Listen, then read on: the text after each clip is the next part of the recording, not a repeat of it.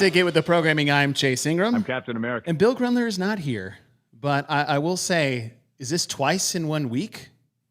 I think so. In a calendar week, yeah. Twice I think so. in 1 week. Mr. J.R. Howell is back on the show. Did you ever think that maybe there's more to life than being really, really, really ridiculously good looking? I just like playing that clip to make you really, really ridiculously uncomfortable the entire time. It does, but it's also one of my favorite movies, so I smile every time I hear it. Okay, so you approved of the thumbnail, even though I didn't run it. Oh no, it was awesome. I what is this? Yeah. What is this? The files are in the computer. Bill is in carpool, so Bill cannot make the show. He may call in sometime. I don't even have my phone hooked up to this thing, so if he calls in, who knows? But we may have some random people drop it in. Let's see. What did Bill say? No, that had nothing to do with it. But semifinal events are out for the age group online qualifier or age group semifinals, I guess is what it's called. Now there are 4 of them. Me and JR are going to go through those relatively quickly because JR has to bounce here at the top of the hour. He will turn into a pumpkin. But before we get there, they are finally ready. You've seen them on the podcast. You've seen people wearing them on the show. JR had it last time, and I am happy that these are finally here. The Pukey's Fitness Club shirts are now available at theogculture.com. So make sure you go there. I will drop this link in the chat. And if you guys are a Patreon supporter, or if you are a member here on our YouTube channel, of which you can still like, subscribe, and join, we will be sending you a 20% off link just for you, or a 20% off code. So don't buy them yet. If you want to be a member, join first. You'll get the code. If you're a Patreon member, we'll send you guys the code. But you'll get 20% off using that. So send this to your friends. They're in gray. They're in yellow. And JR, you had the yellow one. I've got the gray one. I need to get the yellow one. But it's one of the more comfortable shirts I've ever put on. Super comfortable. I don't know what kind of 8210 blend that is. I don't know. But it's super comfy. I got my wife the gray one. I have a question for you, Chase, before we get going. Oh, yes, please. Who can wear that mustard color? So let me expound about that. Okay. Who does it wash out and who does it not? Like, do you have to be alabaster Taylor self pigmentation to pull it off, or do you have to be very dark? Like, do you have to have a ton of melanocytes, or do you have to have very few?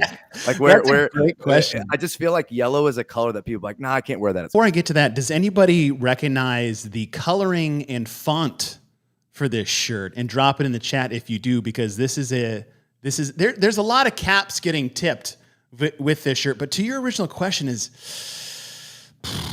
that's a good question. I don't know if I pull off yellow well. I think I just have. There you go. I feel like some people know they do and no, they don't. I think it played well on you. I saw Hiller. It looked good on Hiller. I'll need to see it on Taylor because Taylor is very white. Very white. And then, I don't know. That's a good question. So it works for some. It works for don't. I think in the summertime when you got a good tan, like yellow looks really good on people. Oh, sure. Nice. Look at this. Well, hello, sir. Hello. Welcome. I don't have a preloaded one for you, so I'll just use the one that's a default. I'm not retarded, but I like rock. Seth Page, welcome to the show. We got a wild lineup here. Seth, what do you think of the shirts, though? Of a man that's been doing a lot of throwback videos lately. There's nobody I like more than Pukey. I mean, he represents my spirit animal. Yes, and then as a future contestant of CrossFit Jeopardy, this could be a trivia question, but the 2001, would you like to take a stab at what that year is referring to? I'm going to ruin the question now, but maybe, I don't know. I'm on the spot. I don't know. All right, JR.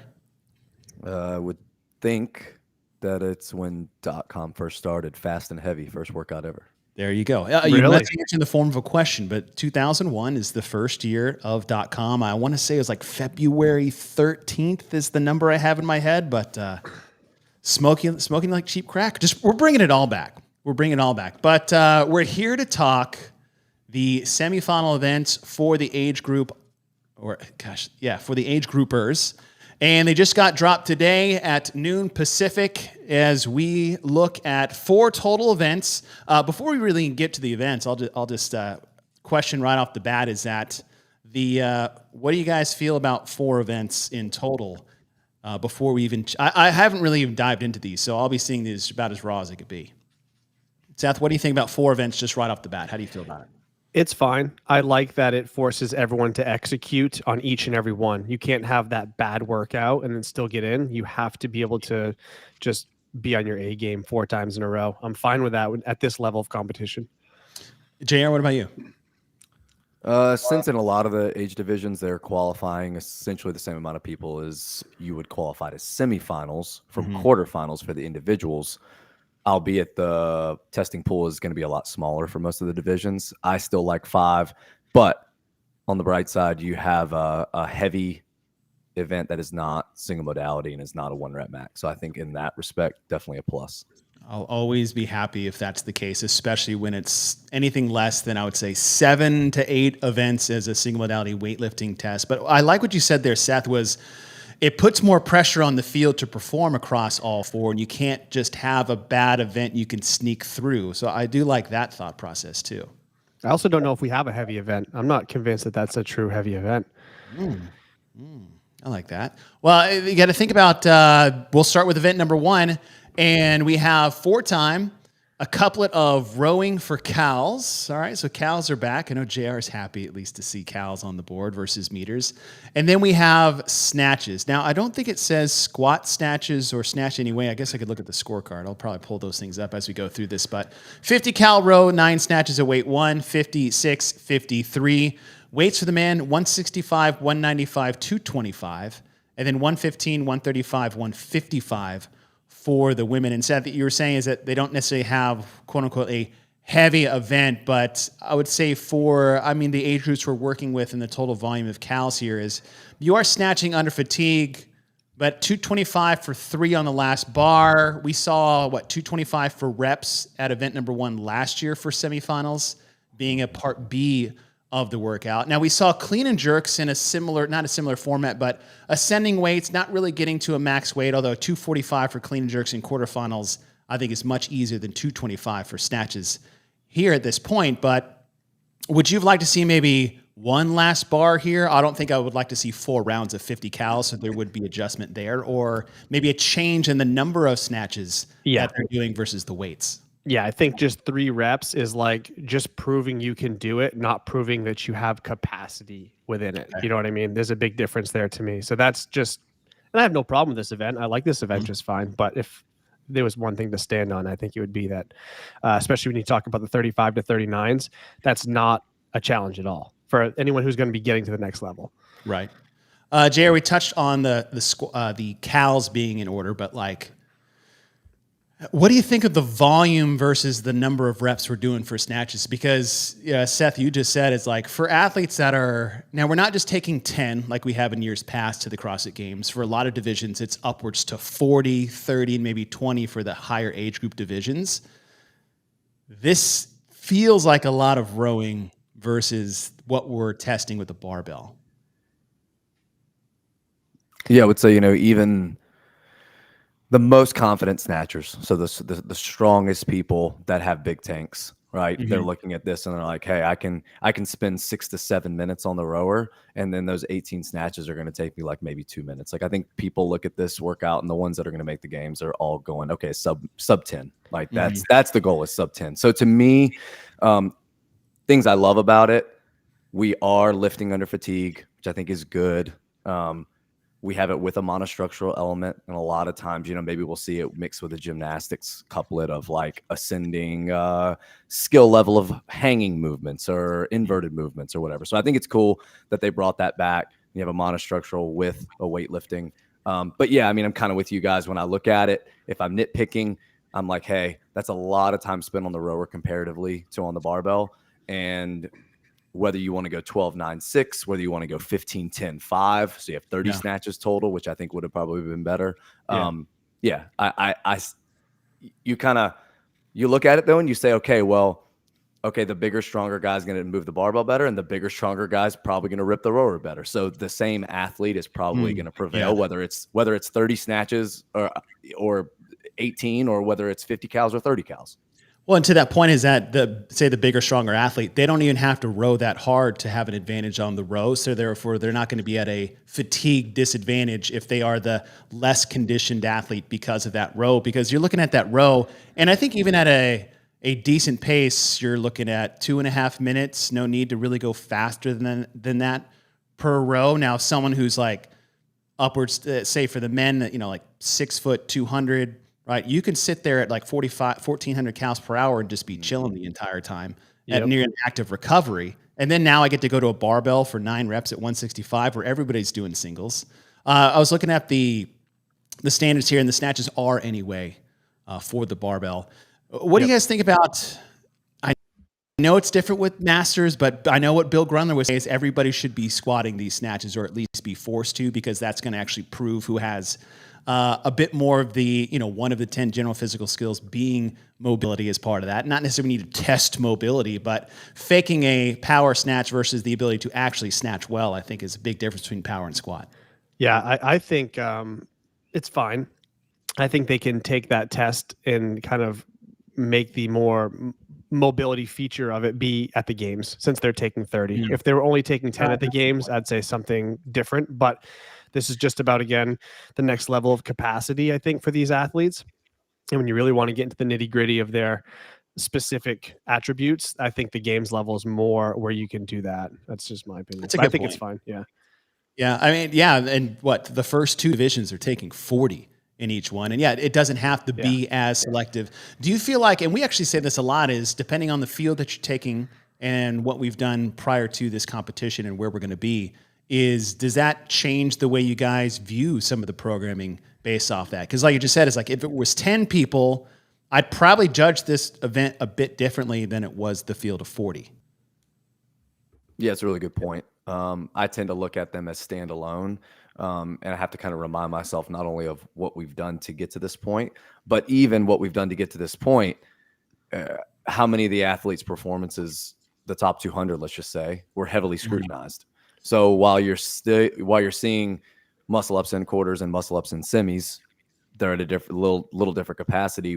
There may be some people that snuck by not even finishing that quarter's workout with the muscle ups, but now they have to do 30 in an ascending rep scheme. So it's a lot more appropriate. And then maybe at the games, we see chunk muscle ups, like a set of 30 in a workout or a set of 20 at the beginning of a workout. So it is a good reminder too. And you make a good point to kind of look and see where we've been, what we're trying to vet now, and then what possibly could they do at the games. And I think with those movements too that he just talked about, even like the handstand push-up, some of the other things, like those also test mobility in a more simplified, like getting in a good position on the rings to keep your muscle ups, or getting in a sustainable position in handstand push-ups. Those pay dividends when you're going over and over again on bigger sets. So it's not as important, again, circling back on the snatch, when you have it really in other places. If your overhead position it's going to come out all over the place in on these events.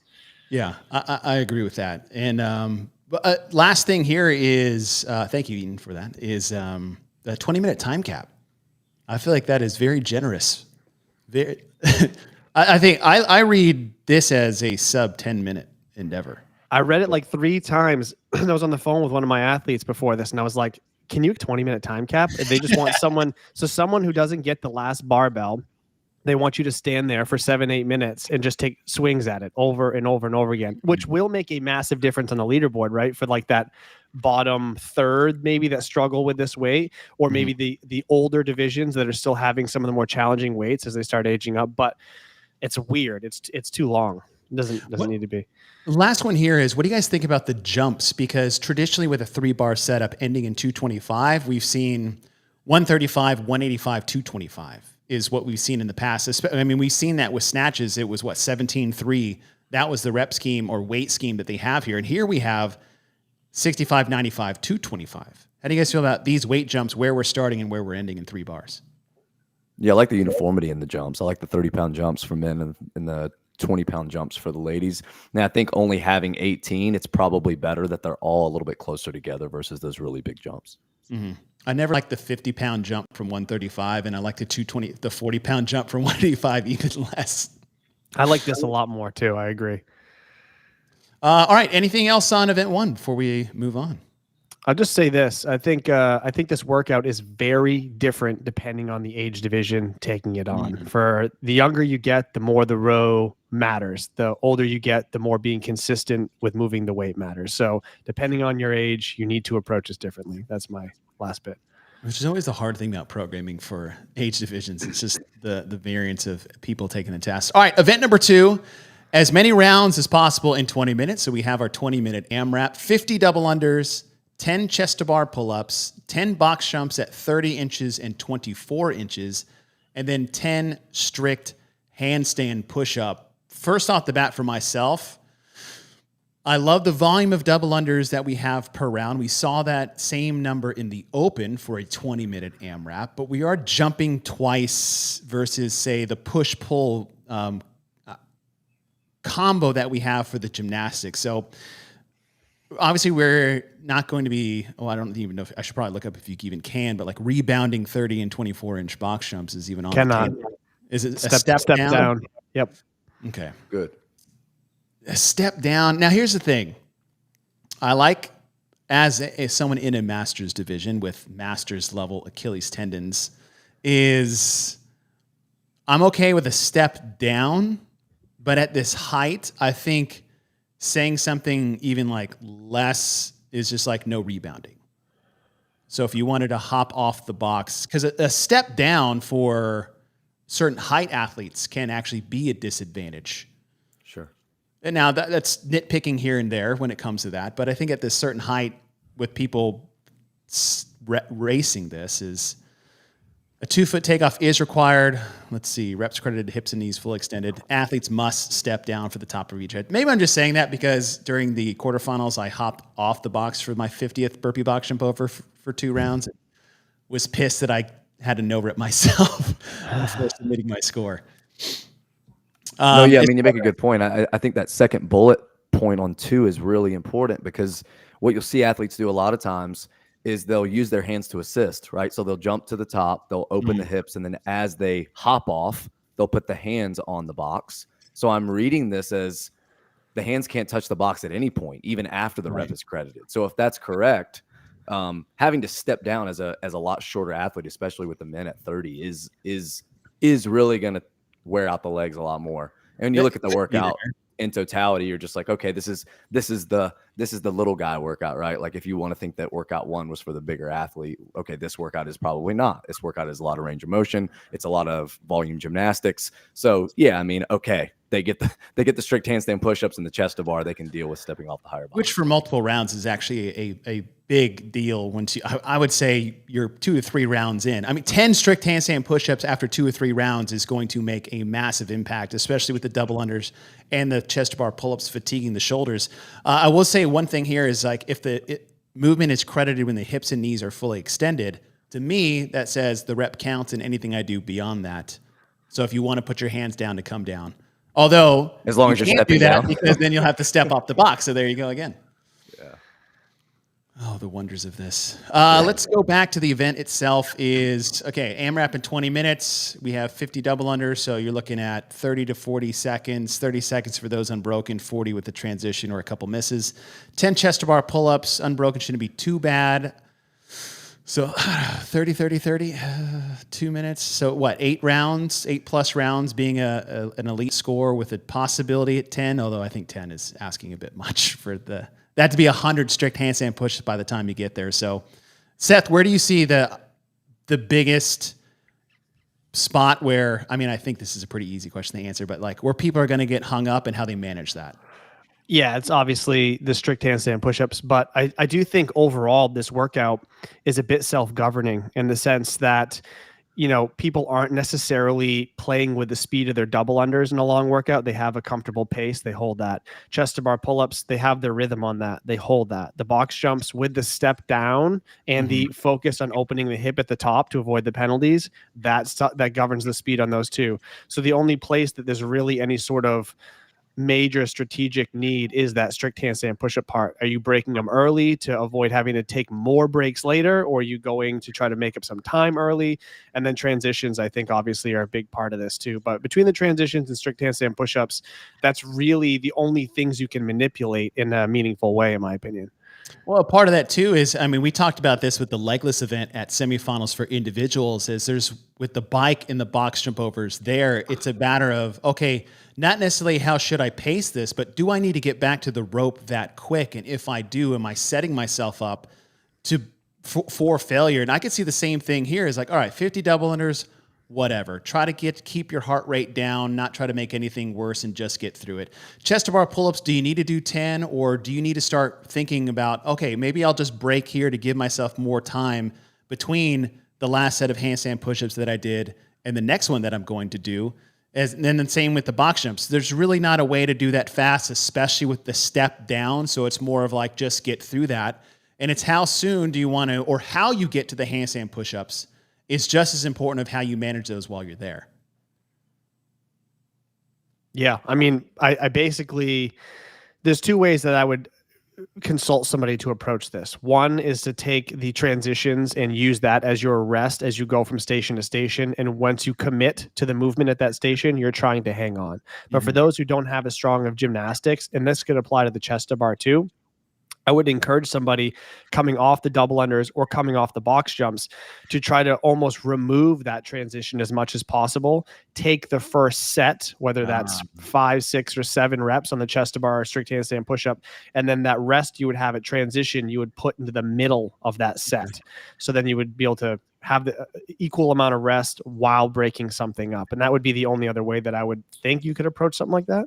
I like that because now you're saying, say you're going box jumps, the handstand push-ups, and what you're essentially saying is like, don't get off the box jumps, rest 10 seconds before you start your handstand push-ups. Maybe you're doing a set of 2 or 3. Let's just say it to me, right? Well, that's being generous. 1.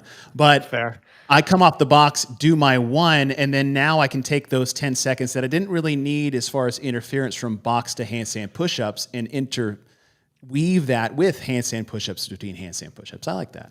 Pretty much, yeah. I like that a lot. This one, as much as I like a longer AMRAP, personally, I am okay. Most of these movements, to me, like this is a handstand push-up workout. It is. It's also an open workout. Are you surprised that it's strict in this AMRAP form of multiple rounds versus kipping, where I think that could keep people moving just like the chest bar pull-ups?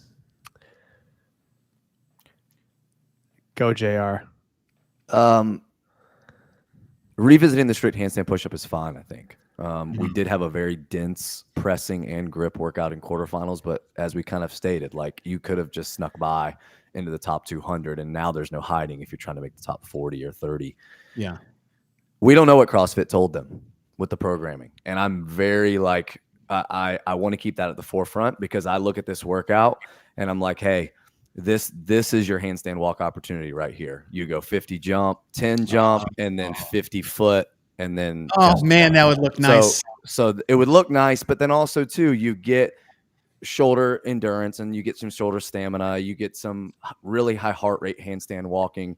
And sure, can most people go 25 unbroken, 25 unbroken? Yes, but I still think similarly to the strict handstand push-up, you will get people putting on the brakes. You will get people slowing down.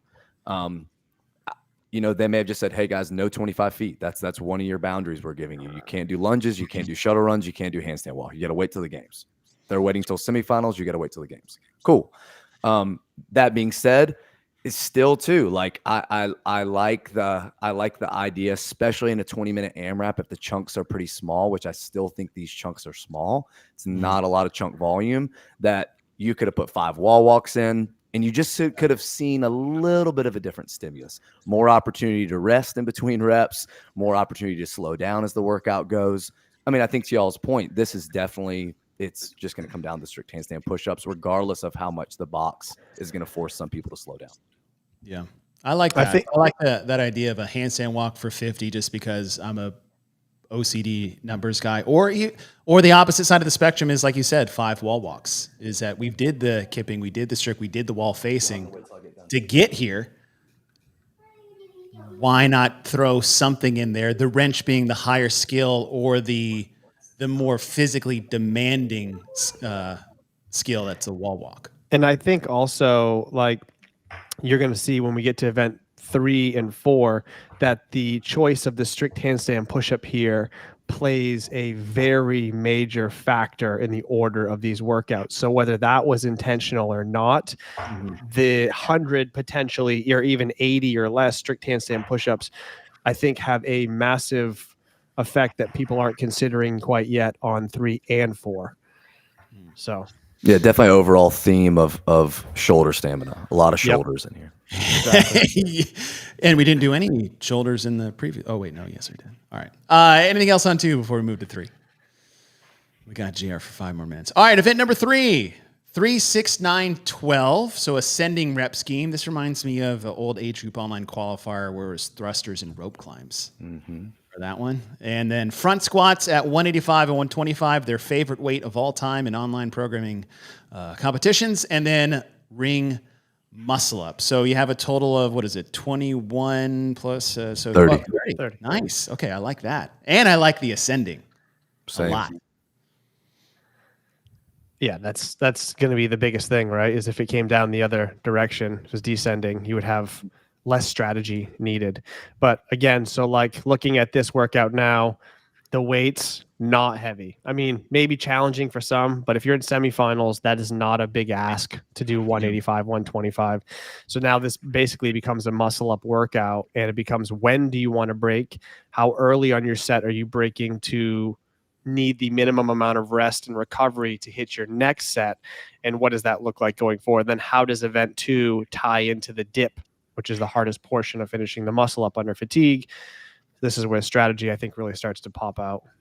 Yeah, and it's all, like you said, is order of events and how you want to do those, because first submission score is May 11th at 5 p.m. Pacific. I'm assuming that's the first 2 events. So you have till now until Saturday to do the first 2, the second 2 being 3 and 4, not unlike what we saw for quarterfinals for these divisions. And so now it's like, okay, maybe if it were me, is that knowing that the handstand push-ups are going to be a major problem, maybe an interference later, is okay, do I do that one first and the snatch one second? Do I do that one first and maybe give myself an opportunity to try the second event, see where the pitfalls are for me physically, and then change my strategy to complement maybe where my pitfalls are, and then the snatch one? Do you see anybody repeating? That's a lot of volume to do again, though. They're all going to be repeated. They're all going to be repeated. Of course. Yeah, the one that can't help themselves. All right, Mr. John Young is now here. Are you kidding me? That's right. Who do you think you are? I am. John hates the weights. I know it. I'm just kidding. Hey, John. What's up? Seth, what were you saying? I don't remember. I was distracted by that fantastic intro. Yes, that is John's intro. The repeating of maybe the second one. Oh, they're all gonna be repeated. Like especially masters can't help themselves. They're like, do it again, do it again, do it every day. Whereas like individuals maybe might be more strategic about stuff. Masters are kind of stubborn, which is what makes them so good at CrossFit to begin with at that age. So being very strategic about this. Have you guys thought about like an order that you would do these in? Yeah, so like I had someone reach out to me and say, hey, like I think the muscle up workout is gonna be whether or not I make the CrossFit Games. Cool. Then even though it's number 3, you do it first. You just do it first. You do it when you're fresh. It's not a crazy amount of volume. It may just be something as simple as, hey, instead of trying to hold on for the 3, 6, 9 and planning a break at the 12, I really should have broke on the 9. And if I would have broke on the 9, I could have gone a minute faster. Okay, cool. That's fine. However, the ramifications of repeating workout 2 are going to be felt for the rest of the weekend. So if you're thinking, hey, the long one is my crux, I'm not good over 10 minutes, the one workout that you see here that is just a over 10-minute workout, regardless of your fitness level, is the AMRAP of 20. So if you choose to do that one first, you're going to feel that the rest of the weekend. And if you're going to try to do it, if you're going to try to do it twice, you've got to do it 2 times before the first submission window. Yeah. So I feel like on the 20-minute AMRAP, you come up with a strategy, you come up with a plan, and you try to execute it, knowing that there's so many reps on the table, especially with double unders. You have to know that the log jams, in my opinion, are going to be smaller. Now, That's a do you good point. guys, I feel like this heavily depends on what type of athlete you are, though, because one of my athletes, she was a level like 10 gymnast. I don't know exactly what she was, but she's a little bitty thing that the second workout, like we're going to be top 10 in the world in. We're not worried about it at all. So she's doing the snatch row one first, thinking like if it goes perfect, we won't repeat it. But if it doesn't go perfect, that we can repeat it. We're not worried about the second one at all. We're gonna do that in the morning of, and then just kill it. And all the other ones are the ones that we are strategizing about. And I don't think there's no need to repeat ones like this muscle up one is just, I think you just need, like, it's perfect execution, have a game plan going in. I think you should go threes. It's just perfect execution, just that easy. You just execute it perfectly on your first try with everything else going on. Man, Just it's do not that hard. Brent It's- Fikowski does it all so the easy. time.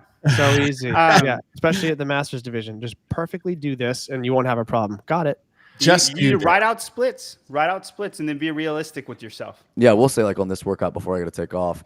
I think this is the one, much like event one for the individuals, that is going to be a lot harder than it looks on paper because that weight is a moderate to heavy weight at best.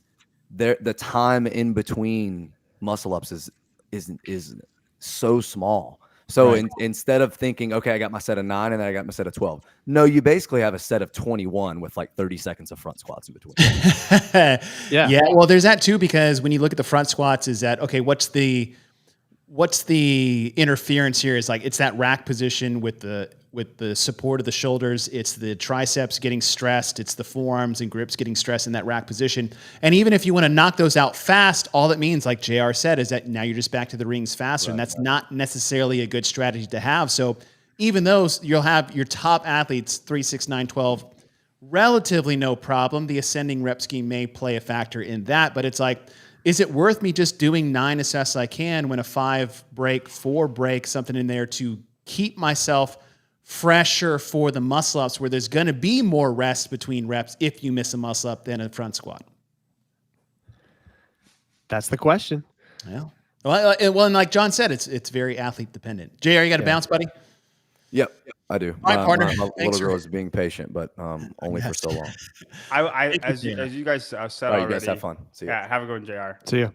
I really would look at this as 30 ring muscle ups, like how you would break that up. If you had 30 front squats and 30 ring muscle ups. I think, especially for the women, this workout is going to be who's smarter. Obviously, it's ability, but who knows their body the best? Because that 9 and 12, this is the easiest workout to get baited into doing too much. And you guys have said it like 4 times. But I think people should break that workout up way, way more than they think in the ring muscle ups.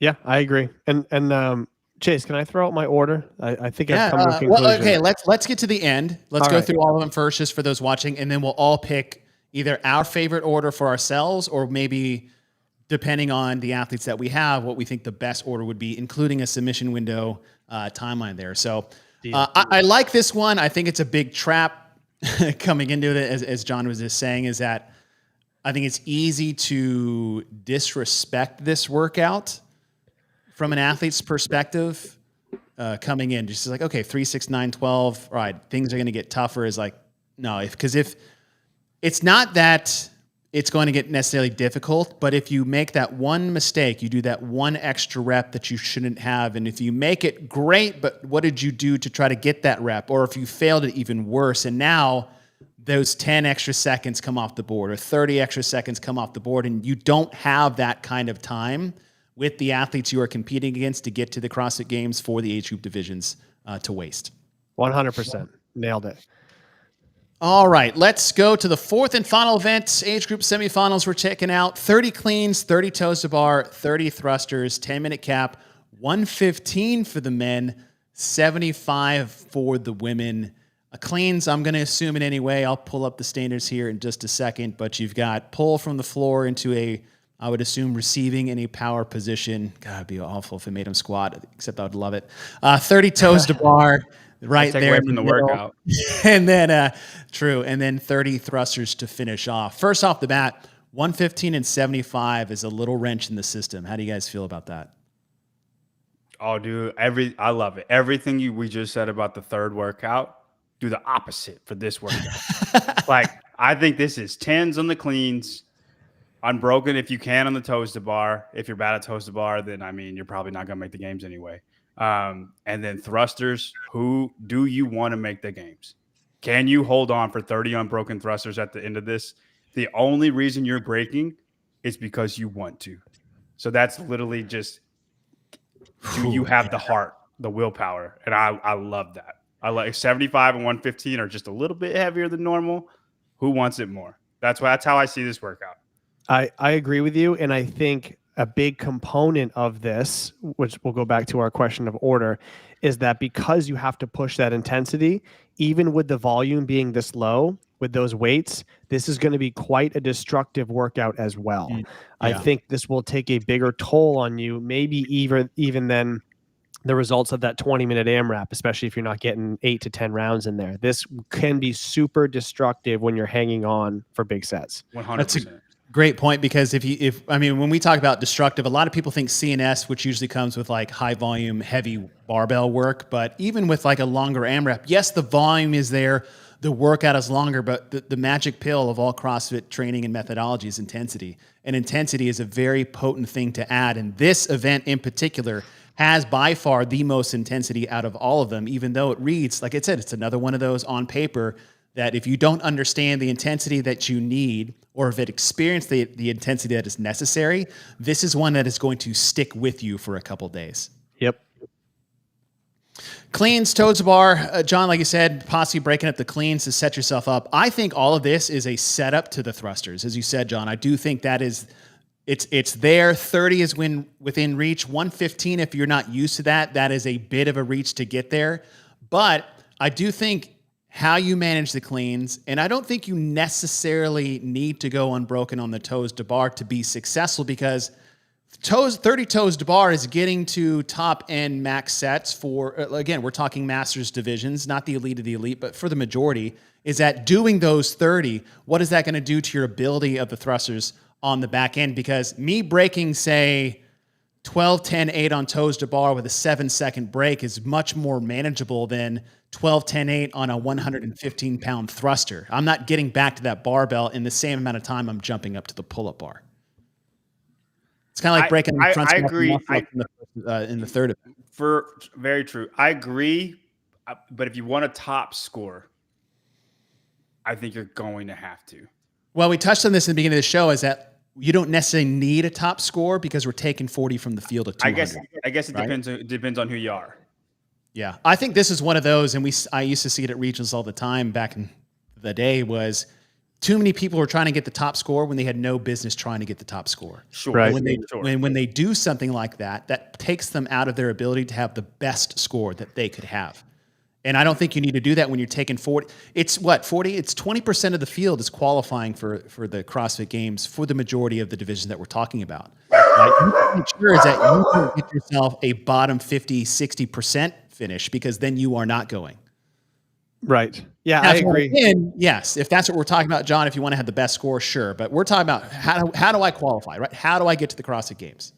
And we don't even know that actually will be the best score. Any sort of hang gymnastics, when you have the bar of your choice and you basically come down and jump right back up, you could talk about a 2-second break between sets like that. And you could even get away with like super fast 6s and then go unbroken on the thrusters and have a very competitive score, especially if somebody finds themselves 24 thrusters in and has to drop it because their triceps are at failure at that point because they're just so fatigued. So I don't know. I think you would break the toes to bar to maximize your. Disagree.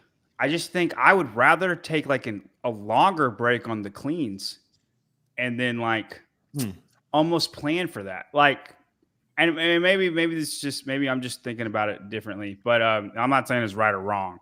Well, but like you said, it's still athlete dependent at the end of the day, right? And there's enough difference in here between these three at the volume at which they're programmed, at the weight they're programmed, that you could get, say, 3 of the best scores done 3 completely different ways. Sure. Yeah. Yep. Agreed. I do like this for a finish, though, like a finale. Even though you can kind of basically put these wherever you want in an online competition. We just know that they're due after Saturday. So let's get to the question Better that put that we're- head through, athletes. I heard they're going to be super strict on event 4 for the Masters.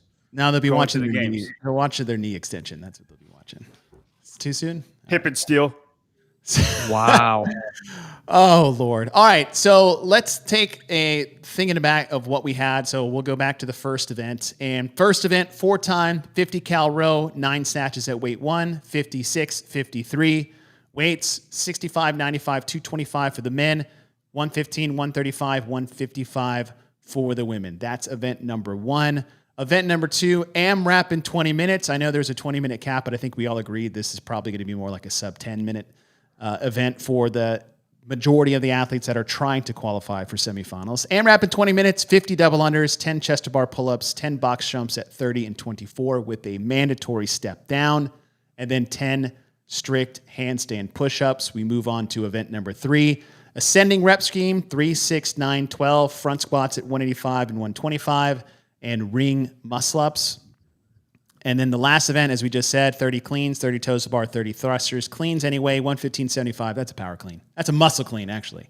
And then 30 toes to bar, 30 thrusters to finish off. Now, the question, I got 2 questions. We'll start with the easiest one, is of the 4, what is your personal favorite of them? And I'll go first, so I'll let you guys think about it.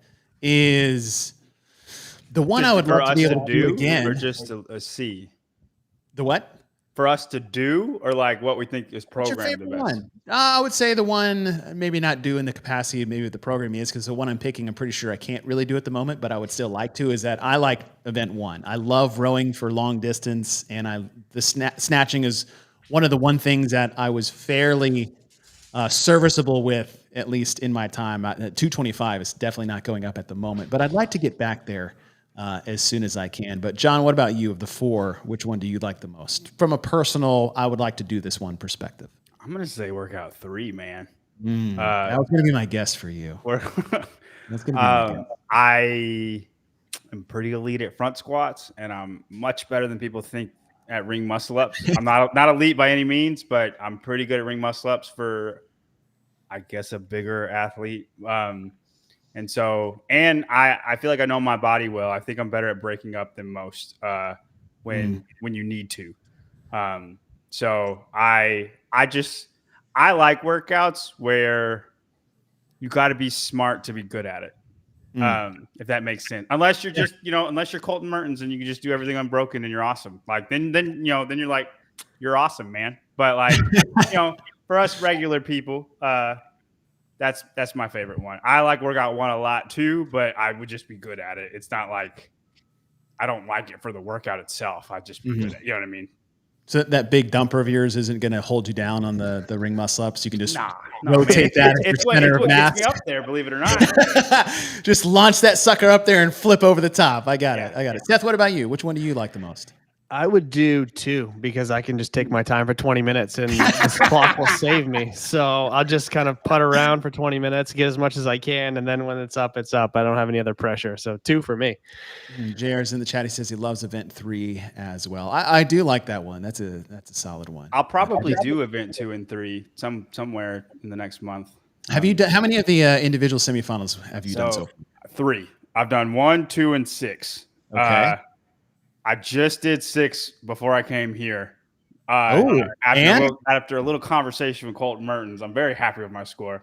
We did it wildly different, me and him. But all right, well, don't give us his time. But I won't. We had a discussion on. We still don't know how those lunges are going to go. We don't have those details yet. What did you do for the lunges? I just did farmer's carry. It's what if you want to race, it's going to be the fastest thing. If it's something different, it's something different. But it's just what I did. It was the easiest thing to do. What? So with you, when you first looked at it, you thought the lunges are going to crush people depending on how intense they are on the bike. Do you still feel the same way, or do you think they can just send the bike? No. I sent the bike. I did 30 cals in 30 seconds. Whoa. And then proceeded to go 6.54 on the ring muscle. That's not going to work, my friend. There you go. And then I did 36 feet, put him down, and did 36 feet. and my time was 3:58. And I feel I'm happy with how that went. But like I did break the lunges. I think for people to go unbroken on the lunges, it is going to be very hard. More on grip, I think, than actual legs. Okay. Yeah. Okay. 'Cause- I mean, I felt that way in quarterfinals event. Of course, I wasn't going that fast on the other things, so my grip on the dumbbells is what I noticed the most. Well, and I had a big break, right? I had a big break on the ring muscle ups. They're probably all going to go 15 unbroken, and my grip didn't suffer near as bad as theirs. But You feel like your legs recovered a bit between the bike. 100%, 100%. Because I took about 100 seconds. It was about a minute 38, minute 35 to do the ring muscle ups. All right. And then the lunges, it had like a 30-second break in between the lunges, way too long of a break, but I was ready to put them down. I was really out of breath. But that's what I got. I think the guys will be like a minute faster than that, 30 seconds to a minute faster, depending on how they do it. If they send it, right? If they go a minute on the bike and then unbroken, that's not a minute faster, right? So, but yeah. Okay, so let's go back to these 4 semifinal age group events themselves. Order, right? We were talking what would be the best order. Now, fully understanding is that there is a submission deadline Saturday, 5 p.m. Pacific time. The events they're out now, so they're going to have Wednesday, Thursday, Friday, and Saturday, basically all day. I'm speaking more for my geographical location being the United States. 4 days till those first 2 events are needed. And then Saturday night, probably not going to have that time, but it's Sunday and Monday for the last 2 to be submitted. So knowing that, what do you think the best order would be for the majority to set themselves up for success? I have kind of a strong opinion on this now that I already had formulated my opinion, and then we talked through it. And I think I'm feeling very strong about the order of 1, 3, 2, 4. And it's essentially based on your pressing availability for those things. So 1, I think you can start a nice row and snatch combo. The row actually, if you're used to training lifting under fatigue, complements the snatch and the pull and everything. So I think that those 2 go together nicely. And then 3, with the muscle ups, I think you have the least room for error in coming down from the rings, right? You want the least amount of sets to get those muscle ups. So locking out the dip is the most important part, or the most single important, other than snatches, of not making a failed rep or anything like that, the muscle ups. Right. Then 2, you want to at least have some pressing and some endurance left in those triceps for the strict handstand push-ups, as we know that's going to be the biggest separator there. And 4, last, because of how damaging that could be, hanging on to those thrusters at the very end, those last 10, 12 reps, even though it's only 30 thrusters, could end up playing a huge factor on the triceps and shoulders if you have to go back and do 2 or 3 later. And on top of that, I would say you'd want to get all those done by Friday. Have a real assessment of where you're at compared to other scores coming in, and then you're going to decide what or how you're going to retest everything again from there. I like that. If I tail off that is, I like that order a lot. Even if I put myself in shoes, because hopefully I'll be in those shoes next year, is that I definitely will be doing 1 first. I don't think that is going to beat anybody down because you're either good at it, you're still doing singles, and the road's not going to be that intense to be successful. You allowed to power?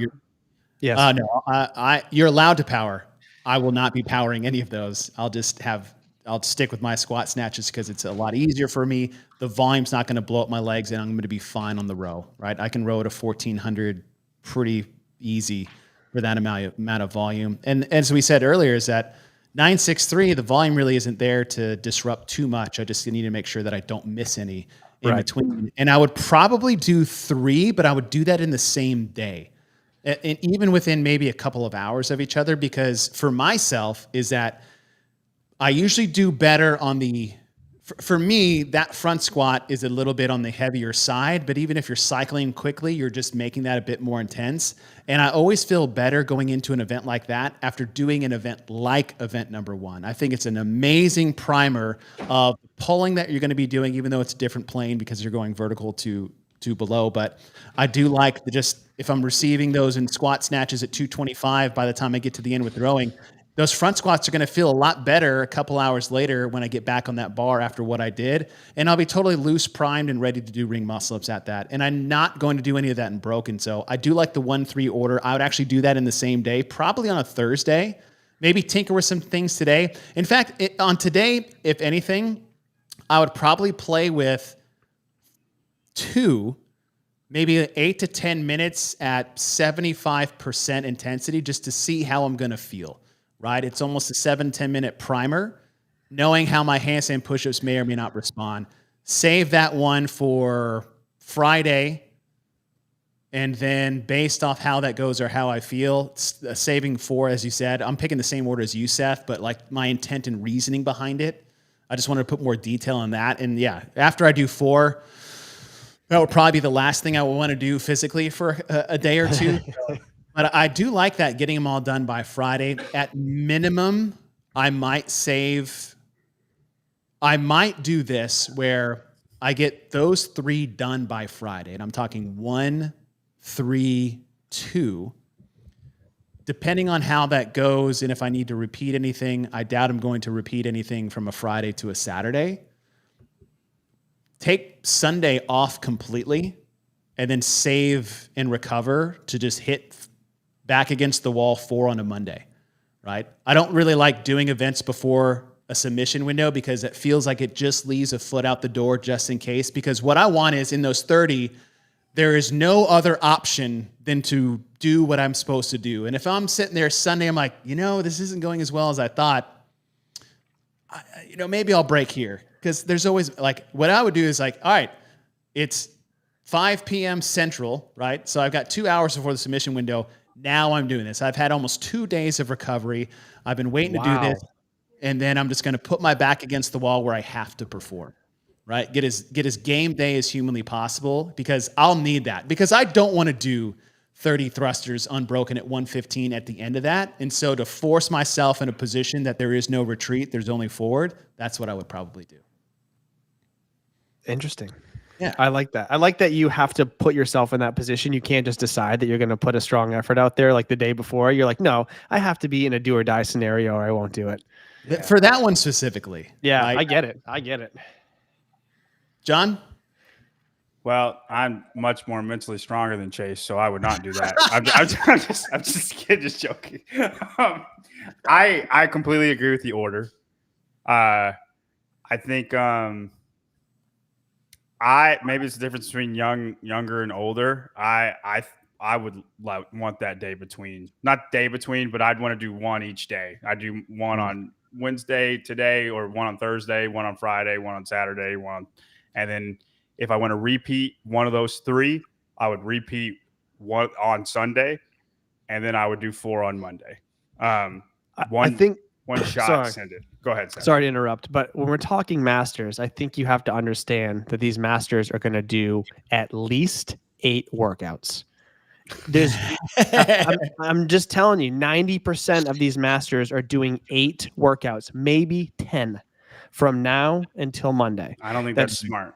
I'm not saying it's smart, well, yeah, but I'm telling you what they're going to do. That's what they're going to do. That's how they approach. Well, hey, Alyssa, if you're listening, you're not doing that. All right. So we're doing that. We're doing 5 workouts, Alyssa. You got 1 repeat. Yeah. Good luck with that. And I will say I agree with everything Chase said. I even like your approach of playing with maybe like 3 rounds of workout 2 ahead of time and seeing like what that feels like to go through 3 rounds early. But other than the rest day Sunday, I would try to encourage my people to take their rest day Saturday and then see how they're feeling Sunday, and then use Monday again, like you said, as their last, like maybe their last 2 reattempts and their backs against the wall. But yeah, I totally agree with your approach. Yeah, and like those days, honestly, and I say that, but at the same time, the last thing I'd want to do is sit around for 2 days thinking about the last workout. And I could easily wake up Saturday morning, like, screw it, we're doing it at noon. I'm getting this over with. Jeremy's comment: if you're going to be dumb, you got to be tough. Yeah, and masters happen to be quite tough. Oh yeah, that's true. Yeah, that worked for me for a long time until my body just started going. If you're not going to make the choice, these soft tissues will make the choice for you. Yep. going forward. All right. Before we close out, obviously, Seth, thanks for hopping on. John hopping on. JR earlier. Is first blush reaction of what you guys think of the programming. You don't have to analyze it. Just like, hey, we did the Open, we got quarterfinals, whether it was reviewed or not, but to get here. But now we have 200 athletes. We're qualifying 40, 30 for the most part to the CrossFit Games. We have 4 more events to go. What you have seen, what we've talked through, just first gut reaction of how you guys feel this is shaking out to filter this field to the CrossFit Games. I'm good with it. I'm good with it, not solely for the fact, but a big part of it is how many they're taking to the games. So you don't need to tighten the reins of that filter quite yet with the higher skill or the heavier weights, because you get to do that with a bigger pool at the higher level. So to kind of weed them out between open, quarters, and semis the way they have with just more classic style CrossFit, I feel like that's the right way to do it to get the actual fitness to rise to the top. And then when you want to test skills and more specifics, I think the game's the place to do it. So overall, super happy. John, we touched on this at the beginning of the show, is that if there was, say, the classic 10 going to the CrossFit Games, we would probably have a different opinion on maybe the skills used and the weights that they used for this programming. Now that, as Seth was talking about, there's a wider field qualifying, do you feel like that changes the way you perceive these events as far as the programming? Yeah, I mean, I feel like it has a quarterfinals feel to it. I know we just did quarterfinals, but I think quarterfinals got the right people to semi. I like that test to get the 40 people to semis. I feel the same way to get the 40 people to masters. I know it's like one step up, but it's almost like a trickle system over from that, if you will. And it feels like that type of programming. I'm totally fine with not having the hard skills. I think the weights are heavy enough, especially if I feel like there's weights in 3 of the 4 tests. Like, yeah, there probably doesn't need to be that, but there is. And I mean, so if you're not going to have heavy weights, you got a burner, you got just gymnastics and weights ability, and then you have weights in your endurance piece. I know the gymnastics endurance, but it's also weights endurance, right? Yep. So like, I don't think you need heavier weights. I think this will get the right people. Like you said, 40 people is a big pool. Yeah, I mean, I like the programming a lot. I like it. Go ahead. Yeah. No, you're good. I like it too. I like as you guys both said, it's like the classic nature of what we've had. And I've really enjoyed what we saw in semifinals individuals. Like it's very classic in nature as far as what regionals used to be. And it's like, hey, listen, the fittest of the fittest are going to crush this. And there's nothing that's going to, like, we don't need too many wrenches thrown in there when it comes to weights or skills or intricacies of the way the events or rucks. Like, we don't need that at this level. Let's just have the fittest 40 race each other and try to get to the CrossFit Games. I see the same thing here a bit too, because you're not going to be able to get to the games if you can't snatch under fatigue at moderate to heavy weights. Heavy, it's 225 for the field, 4-3 reps. Not for everybody, but we're talking those last 10 qualifier bubble athletes. Everybody else, you're like, you got it or you don't, right? Yep. And then those ones in the middle need to be able to be good at it. I say the same thing for the strict handstand push-ups and the amount of volume that's going to be programmed there and your ability to keep that stamina in that pressing position, which I think is the crux of that. On 3, I think the saving grace for 3, regardless of the weight, is the order of the rep scheme. I think I would have a little bit of a different view of that if it was 12, 9, 6, 3. But the fact that it's going 3, 6, 9, 12, to me, that might as well be adding weight to a bar as far as the fatigue element and then doing those higher reps at a higher heart rate and fatigue level. And then 4, the sprint to the finish. There's so many ways you can tackle this, but at the end of the day, the way is fast.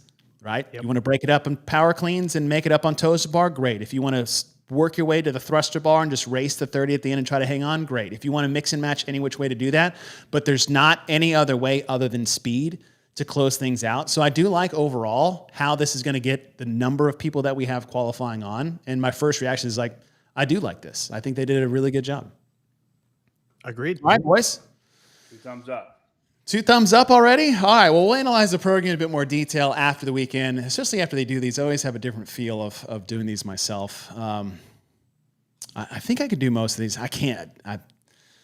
I'd have to post surgery You want me to PR. do the event one for you, and then you can Yeah, do the tell me other? how that goes, John, because I haven't. We'll I call haven't that even- our I semifinal. think the most I've snatched since I had shoulder surgery was 165. So that'll be a great benchmark starting weight to see it there. I get there. Hey, I'm hoping this trickles over to quarterfinals, and the endurance test has some heavy weights somewhere in there, just to throw a wrench in the system. That'd be Yeah. amazing. Yeah, I love it. Well, Seth, thanks for jumping on. Welcome to the show, buddy. Next time, I'll New have character unlocked. New character unlocked. Yes. Now I need to get you an appropriate soundbite. John, I felt bad because this is the one I played when he came on because I didn't have anything else loaded up. I'm not retarded, but I like rock. So next time I'll he's not deserving of that one. It's the only one I had, right? That was John's old one before he won a game show, and then I had to play a good one for him. So Seth, fair. I will find you a good one, and you're welcome anytime on this show, brother. So the next time you're here, I will have a soundbite for you. But thank you, Good guys. deal. Thank you, JR, who was here earlier. Good luck, age groupers, on your quest to the CrossFit Games. We'll see you guys tomorrow. We got our Inside the Leaderboard, our final show. Hopefully the top 100 is done by then. That would be nice. I thought we were going to do one after the semifinals is over, Who are we? because we're going to say who would have made the game. We want to take, and Seth, I don't know if you've been following our make-believe pretend land of Inside the Leaderboard, but what I'd love to have is the CrossFit Games to release the new top 100 after quarterfinals and games allocated spots, and then us take our top 100 based off all the individuals that are only competing individually at semifinals and make our own games qualifying spots based off that and see what the difference is. That's the hope. If not, we'll do the Inside the Leaderboard of what it looks like after the purge. Halpin. Tomorrow's show is in your inbox. God, I love that. I love that. Thank you, Halpin. And then Friday, I got to pull this up so you guys can see this. Friday is the day that Seth, you'll be here one day. Keith Knapp defends his championship. Needs to defend his championship. That's right. Oh, I got to share my screen. When it's amateur hour. Keith Knapp versus Andrew Hiller versus Aaliyah Miller. And I don't usually do different thumbnails, but I was really proud of I love these two. Aaliyah's. Yeah. That's funny. I got her approval, obviously, prior to sending this. But yes, these will be the two taking on 2 weeks ago champ, Mr. Keith Knapp. 5 new categories. You should have three L1 categories. No, I don't. I can't say or not say what we have on the show. That is always part of the surprise, so nobody can prep, nobody can study, and get a leg up. But that'll be Friday, 1 p.m. Central, as you guys can play in the chat along with us. And I tell you what, man, I thought this was going to be fun, and it has been like. And I'm not even playing the game. I'm having a freaking blast doing this. It is wildly entertaining.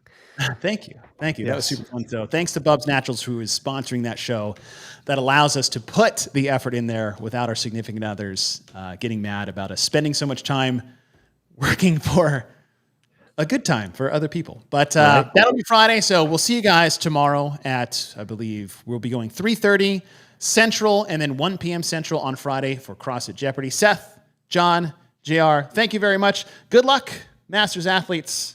We wish you all the best. And try not to injure yourself as if I would doing these events.